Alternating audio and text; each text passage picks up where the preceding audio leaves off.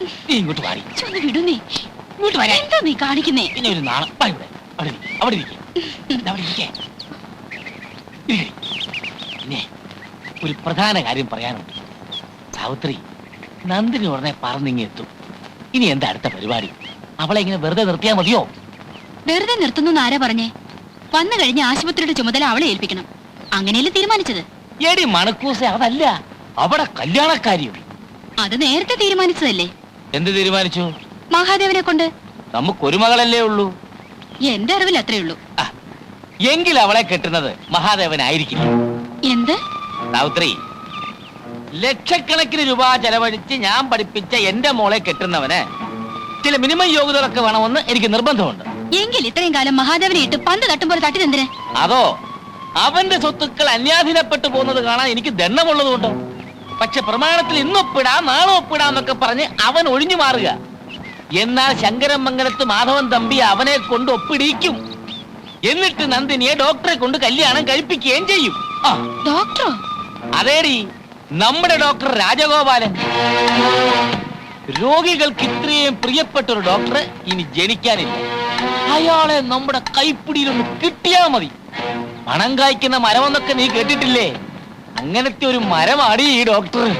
ചുമ്മാ വടിയോരത്തൊരു ഷെഡും കെട്ടി ക്ലിനിക്കെന്നൊരു ബോർഡും തൂക്കി അയാളെ പിടിച്ചങ്ങിരുത്തിയാ മതി. ഡോക്ടറെ കൊടുത്തൊരു ഈച്ച പൊതിയും പോലെ രോഗികൾ വന്ന് കുമിഞ്ഞുകൂടും. ഒരു കാര്യം പറഞ്ഞേക്കാം.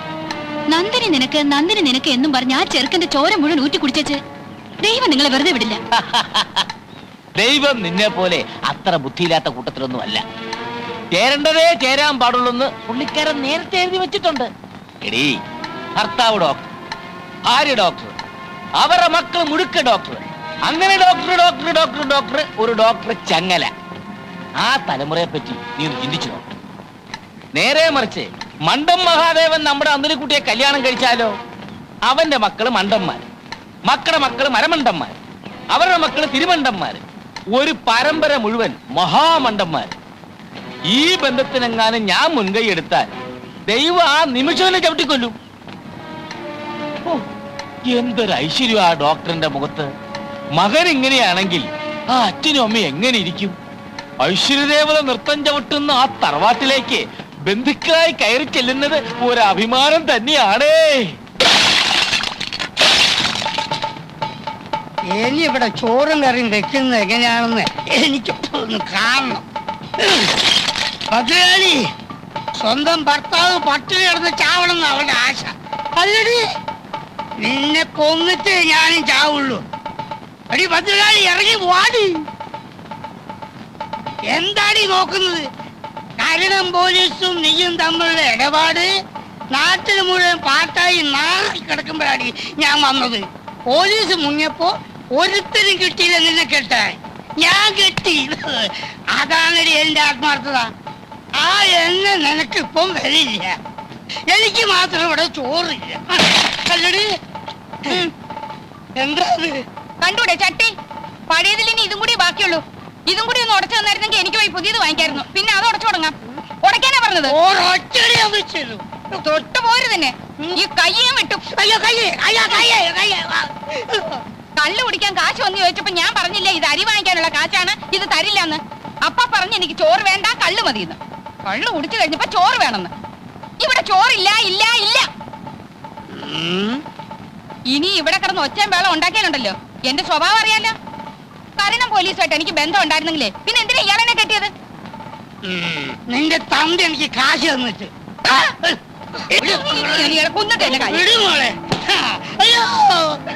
അവളെ വിടടി, എന്നെ കൊല്ലട്ടെ. ഞാൻ ചത്തായില്ല, അവക്ക് കരണം പോലീസില്ലേ? പിള്ളേരുടെ മുമ്പിൽ വെച്ച് തോന്നിയാസം പറയരുതെന്ന് ഞാൻ പറഞ്ഞിട്ടില്ലേ? കരണം പോലീസുമായിട്ട് എനിക്ക് ബന്ധം ഉണ്ടായിരുന്നെന്ന് തന്നെ കൂട്ടിക്കോളൂ. നിങ്ങളുടെ ആദ്യ ഭാര്യ പതിവ്രത ആയിരുന്നല്ലോ. എന്നിട്ട് എന്തേ അവളൊരു ലോക കളനെ പറ്റൂ? മുട്ടയെന്ന് വിരിയുന്നതിന് മുമ്പ് അവൻ ജയിലിൽ കിടന്നില്ലേ? ഇപ്പോഴും ആളുകളെ പറ്റിച്ച് നടക്കില്ലേ?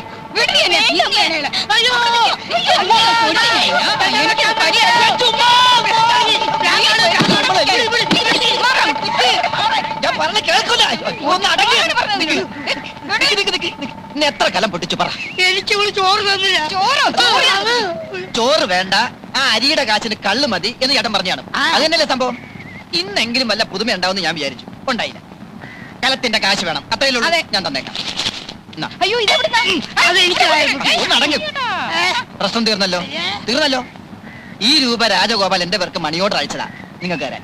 ആണോ? ആ. എങ്കിൽ എനിക്കിതായ മുട്ടി ഇവളിപ്പോ അവനെ തെറി പറഞ്ഞിട്ടുള്ളൂ. എങ്ങനെ പറയാതിരിക്കും? അവന്റെ ഈ പെമ്പിള്ളാരുടെ തള്ള രണ്ടാണെങ്കിലും തന്ത നിങ്ങൾ തന്നെയല്ലേ? പെങ്ങന്മാർക്ക് ചെലവിന് കൊടുക്കേണ്ടത് ആങ്ങളയുടെ കടമയാ ഇല്ലേ അയ്മുട്ടി? അതെ അതെ അതെ അതെ. കൊല്ലി ഞാൻ. ഹേ, എന്താടി നോക്കിയിരിക്കുന്നു? കേൾപ്പടി കാഴ്ച കാണാൻ വന്ന് നിൽക്കുന്നു. ഈ പണം അവൻ എന്റെ പേർക്ക് അയക്കാൻ എന്താ കാരണം? എന്താ ഇവിടുത്തെ മേൽവിലാസം അറിഞ്ഞൂടെ? എന്തോ എനിക്കറിഞ്ഞൂടാ. ആ, അവൻ എവിടെ ഉള്ളത്? ആരെയാ ഇപ്പൊ അവൻ പറ്റിച്ചോണ്ടിരിക്കുന്നത്? എനിക്കൊന്നും അറിഞ്ഞൂടാ എന്റെ പടച്ചോനെ. നീ അവനെ കണ്ടു? ഈ പണം നിന്റെ കയ്യിൽ അവൻ നേരിട്ട് തന്നാന്ന് ഞാൻ പറയും. അല്ലെന്ന് ഞാൻ പറയുന്നു. ശരി ശരി, അല്ലെങ്കിലേ മോനെ ഒരു 50 രൂപ എനിക്ക് താടാ. 50 രൂപ പോയിട്ട് 10ന്റെ പൈസ എന്റെ കയ്യിലില്ല. ഇല്ലെങ്കിൽ വേണ്ട, വാ നമുക്ക് ചായ കുടിച്ചിട്ട് പോകാം. വേണ്ട, ഞാനിപ്പോ ചായ കുടിച്ചാണ്. എന്താണെടാ, ഒരു ചായ കുടിച്ചിട്ടുണ്ടെന്നാ? ഞാൻ ചായ കുടിച്ചാണെന്ന്. ആ ശരി, അത് അവിടെയുള്ള ചേട്ടാ, ഞാനിപ്പോ കുടിച്ചാ. ഒരു ചായ.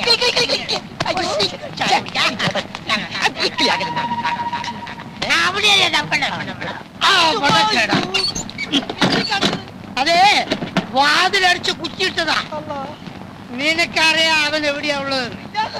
അവൻ കാശുണ്ടാക്കുന്നുണ്ടെന്നുള്ളതും എനിക്ക് മനസ്സിലായി. അവനെ കാണിച്ചു തരാതെ നിന്നെ ഇവിടുന്ന് പുറത്തു വിടുന്ന പ്രശ്നമല്ലേ ആയിമുട്ടി പറ്റി. അവനെ കേടാ. എനിക്ക് ആ അഡ്വാൻസ് കിട്ടിയ വളരെ നന്നായിരുന്നു.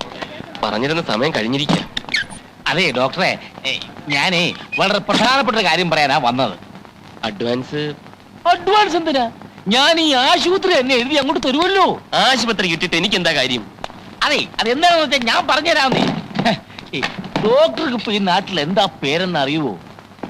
എന്റെ മോൾ ഒരു ദിവസം ലണ്ടനിൽ നിന്ന് ഫോൺ ചെയ്ത് ചോദിക്കുക, അച്ഛാ നമ്മുടെ ആശുപത്രി മിടുക്കനും സുന്ദരമായ ഡോക്ടർ എത്തിയെന്ന് കേട്ടത് ശരിയാണോ എന്ന്. ഞാൻ പറഞ്ഞു ശരിയാണെന്ന്. അവക്ക് ഭയങ്കര സന്തോഷമായിപ്പോയി. അതായത് ഡോക്ടറിന്റെ പേര് ലണ്ടൻ വരെ എത്തിയിരിക്കുന്നു. ആരോ ഇവിടുന്ന് ഊമക്കത്തെഴുതി അറിയിച്ചതാവും. ഇനിയും കുറച്ചു കാലം കൂടി ഞാനിവിടെ നിൽക്കേണ്ടി വന്നാൽ ലണ്ടൻ മാത്രമല്ല ലോകം മുഴുവൻ ഞാൻ അറിയപ്പെടും. അതാണ് എന്റെ അവസ്ഥ. അറിയപ്പെടണം. അതിൽ ഏറ്റവും കൂടുതൽ സന്തോഷിക്കുന്നത് ഞാനായിരിക്കും. എന്റെ മോള് ലണ്ടനിൽ എന്ത് ചെയ്യുന്നു എന്ന് ഡോക്ടർ ചോദിച്ചില്ല. മകൾ അവിടെ എന്തൊക്കെ ചെയ്തു കൂട്ടുന്നു എന്ന് ഇവിടെ ഇരുന്നുകൊണ്ട് നിങ്ങൾക്ക് പറയാൻ പറ്റില്ലല്ലോ. അതുകൊണ്ട് ചോദിച്ചില്ലെന്നേ ഉള്ളൂ. അവളവിടെ FRCS പഠിക്കുകയാണ്. വളരെ സന്തോഷം. ഞാനൊരു ശുദ്ധ മനസ്കനാണേ. ഞാൻ അതിലും ശുദ്ധ മനസ്കനാ. അല്ല, അതെനിക്കറിയാം. അതുകൊണ്ട് തന്നെ നമ്മൾ തമ്മിൽ വളച്ചുകെട്ടി സംസാരത്തിന്റെ ആവശ്യമില്ല. ഡോക്ടർ എന്റെ മരുമോനായി കാണാൻ ഞാൻ ആഗ്രഹിക്കുന്നു. എനിക്കാകെ ഒരു മകളേ ഉള്ളൂ. അവളെ സുരക്ഷിതമായ കയ്യിലേൽപ്പിച്ചാൽ. എന്റെ കൈ വളരെ സുരക്ഷിതമായ കൈയാണ്. പക്ഷേ ഒരു പക്ഷമില്ല ഡോക്ടർ, ഞാൻ തീരുമാനിച്ചു കഴിഞ്ഞു. എനിക്ക് ആ അഡ്വാൻസ് പെട്ടെന്ന് കിട്ടിയിരുന്നെങ്കിൽ. ഇല്ല, ഇനി നമ്മൾ തമ്മിൽ അഡ്വാൻസും ഇല്ല, ശമ്പളവും ഇല്ല. എന്റെ മോളെയും അതോടൊപ്പം ഈ ആശുപത്രിയും കൂടി അങ്ങോട്ട് ഏൽപ്പിക്കുക. അതല്ല, ഒന്നും പറയണ്ട, ഒന്നും പറയണ്ട, ഒന്നും പറയാൻ ഞാൻ സമ്മതിക്കത്തില്ല. ഒന്നും പറയണ്ട. ഭഗവാനെ, ഒടുവിൽ അഡ്വാൻസും ഇല്ലാണ്ടായോ? ഡോക്ടർ എന്താണോ? ഡോക്ടർ അച്ഛനും അമ്മയും വന്നിരിക്കുന്നു. ഡോക്ടറിന്റെ അച്ഛനും നോക്കെത്താ ദൂരം വരെയായിരുന്നു പാടം. പിന്നെ തെങ്ങുന്തോപ്പ്, റബ്ബർ, ചുക്ക്, കുരുമുളക്, ഏലം ഇതെല്ലാം വിറ്റിട്ടാണ് ഇവനെ പഠിപ്പിച്ചത്. കോഴിക്കോട് പഠിച്ചു കഴിഞ്ഞപ്പോ അവൻ പറഞ്ഞ് എറണാകുളത്ത് പഠിക്കണം, പിന്നെ പറഞ്ഞ് തൃശ്ശൂര് പഠിക്കണം, പിന്നെ കണ്ണൂര്, കോട്ടയം, കാഞ്ഞിരപ്പള്ളി, അങ്ങനെ കാസർഗോഡ് തൊട്ട് കന്യാകുമാരി വരെയുള്ള സ്ഥലത്ത് ഞങ്ങൾ അവനെ പഠിപ്പിച്ചു. ഇതും കഴിഞ്ഞപ്പോ പറയാണ് എന്തോ ഒരു പാല്, എന്ത് പാല്? മണിപ്പാല്, മണിപ്പാല്. ഞാൻ പറഞ്ഞോളാം, എനിക്കറിയാം, ഇടയ്ക്ക് കയറി പറയരുത്. എന്താണ്? മണിപ്പാലി പഠിക്കണം. ആ സമയത്താണ് നമ്മൾ ആ റബ്ബർ എസ്റ്റേറ്റ് വിറ്റത്. 27 ഏക്കറല്ല, അമരാവതിയിലുള്ള 30 ഏക്കർ. ആര് നോക്കണം എവിടേക്കാ കിടക്കണമെന്ന്? എന്ത് വിറ്റാലെന്താ? ഒന്നും പാഴായി പോയിട്ടില്ലല്ലോ. റബ്ബറും തെങ്ങും ഒക്കെ ഇനി ഇഷ്ടം പോലെ വാങ്ങിക്കാമല്ലോ. എല്ലാരും ഉണ്ടല്ലോ. മോനെ, മമ്മി എന്തൊക്കെയുണ്ട് വിശേഷം? ഡാഡി എവിടെ? ഡാഡി അങ്ങ് ഒത്തിരി ക്ഷീണിച്ചു പോയല്ലോ. ആളെ കണ്ടിട്ട് മനസ്സിലായില്ല. സുമേ, ലതേ, അയ്മുട്ടി. ഞങ്ങളെയൊന്നും ഓർക്കുന്നില്ല. ഒരു എഴുത്തുമില്ല, ഒരു ഫോൺ പോലും ചെയ്യാറുമില്ല. ഡോക്ടർക്ക് എവിടാ ഇതിനൊക്കെ സമയം? മമ്മി, ഡാഡി, ഇത് ആശുപത്രി ഓണർ കുമാരൻ തമ്പി. മാധവൻ തമ്പി. ഓ, മാധവൻ തമ്പി. ഞങ്ങൾ വേണ്ടതുപോലെ പരിചയപ്പെട്ടു. ഡോക്ടർ ഡ്യൂട്ടിയിലല്ലേ? ഇവരുടെ കാര്യം ഞാൻ നോക്കിക്കോളാം. അത് വേണ്ട, അവർക്ക് പോകാൻ തിരക്ക് കാണും. തിരക്കില്ല, ഞങ്ങൾക്ക് ഒരു തിരക്കുമില്ല. അപ്പോഴോ? അയ്മുട്ടി, ഇറങ്ങാൻ നേരത്തെ കാറ് കേടായി. പിന്നെ ഞങ്ങൾ ലോറിയിൽ അല്ല ബസ്സിലാവുന്നത്. ഡോക്ടറെ, എല്ലാം ഒരു നിമിത്തമായിട്ടാ എനിക്ക് തോന്നുന്നത്. അല്ലെങ്കിൽ തന്നെ ഡാഡിയും മമ്മി ഇന്നിവിടെ എത്തിച്ചേരുവോ? വന്നാട്ടെ ഞാൻ അവരെ വീട്ടിലേക്ക് കൊണ്ടുപോകാം. അത് വേണ്ട. ഒന്നും പറയണ്ട, ഒന്നും പറയണ്ട. വന്നാട്ടെ. നമുക്ക് വൈകിട്ട് കാണാം. അങ്ങോട്ട് കേറ്. ഞാൻ പറഞ്ഞു. ചേച്ചി മക്കളെ കയറി. മോനെ നീ വേഗം പറഞ്ഞേ. എന്നെ പിടിച്ചൊരു മുറിക്കകത്തിട്ട് പൂട്ടി. കഞ്ഞി വെള്ളം പോലും തന്നില്ല. ഒടുക്കം അലക്കമ്പരിൽ നിന്ന് വാടക കൂടെ തുണി ഒപ്പിച്ചു. എനിക്ക് വേറെ നിവൃത്തി ഉണ്ടായില്ല രാജഗോപാല.